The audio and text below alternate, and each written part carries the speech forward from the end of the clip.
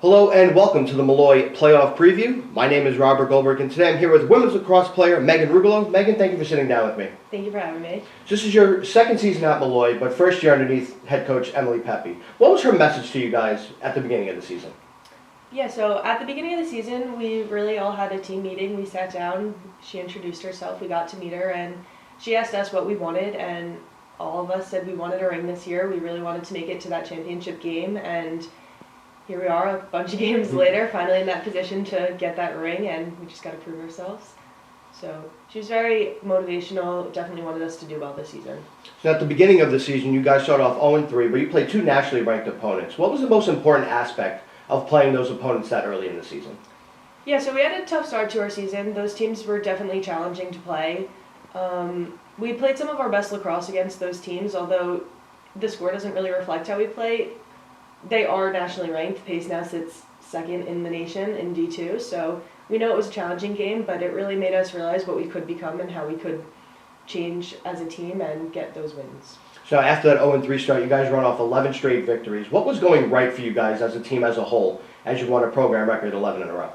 Right, so we really just continued to click with each other. We all wanted those wins. It wasn't a single person that was doing all the work. We came together as a team. We knew what we had to do.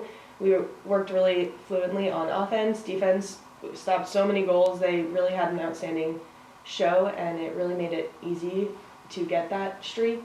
We went into each game knowing what we had to lose, and we didn't want that. So we really turned on and showed what we had. Now, arguably the biggest win throughout that 11-game winning streak was against nationally ranked Mercy, a very back-and-forth game. Kind of walk me through that game. I was going back and forth, but ultimately you guys came out on top. How'd that feel for you in that moment?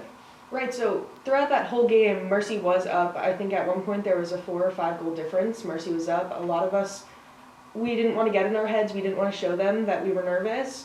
In the end, it ended up being that we could come back from that loss. We tied it up. At the end, both teams had plenty of opportunities to get that last goal, and neither of us were able to come out on top. Going into overtime, we knew what we had to do. We knew that we had this win to lose, and we didn't want that, so with only 11 seconds left on the shot clock, we really came through and were able to get that goal, and that was a feeling I'll never forget. And a packed house, of course, at John A. Darcy Field. Yeah. I mean, that had to be great for you guys.